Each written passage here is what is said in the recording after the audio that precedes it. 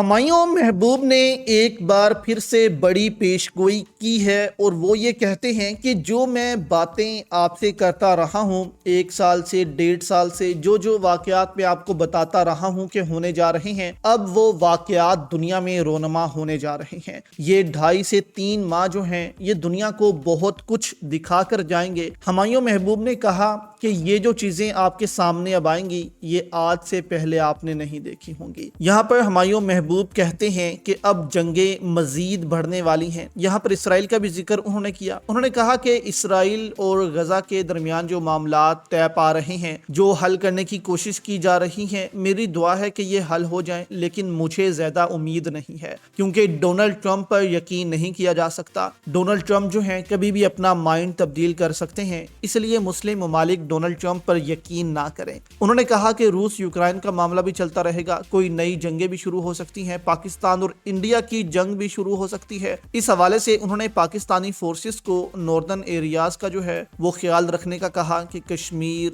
Gilgit Baltistan, KPK ایسے علاقے جو ہیں ان پر سیکیورٹی زیادہ ٹائٹ کر دی جائے، اور دوسرے علاقے تو پھر ہیں ہی جو بھارت کے ساتھ ملتے ہیں۔ انہوں نے کہا کہ بھارت جو ہے اپنی اندرونی لڑائیوں کو چھپانے کے لیے پاکستان پر حملے کر سکتا ہے، لیکن مودی کا یہ بہت برا وقت چل رہا ہے۔ مودی اپنے برے وقت کو چھپانے کے لیے بھی یہ سب کچھ کر سکتا ہے، اور جس طرح بھارتی آرمی چیف اور بھارتی وزیر دفاع راجناتھ سنگھ بیانات دے رہے ہیں، اس سے صاف ظاہر ہوتا ہے کہ بھارت ایک نئے حملے کی پلاننگ جو ہے وہ کر رہا ہے۔ اور یہاں پر دوستو یہ سمجھنا بھی ضروری ہے کہ اسرائیل بھی ابھی غزہ میں امن نہیں چاہتا۔ اسرائیل جو ہے وہ پاکستان کو انگیج رکھ سکتا ہے کہیں اور پر بھارت کے ساتھ، تاکہ پاکستان جو ہے وہ اس طرف نہ دیکھے، ٹرمپ کے ساتھ اسرائیل کے حوالے سے مذاکرات نہ کر سکے، اپنی فورسز جو وہ خواب دیکھ رہا ہے کہ غزہ میں بھیجے گا وہ نہ کر سکے۔ تو اسرائیل بھی دوستو اندر سے امریکہ کو تو انکار نہیں کر سکتا، لیکن وہ دنیا میں کچھ ایسے حالات پیدا کر سکتا ہے، کروا سکتا ہے،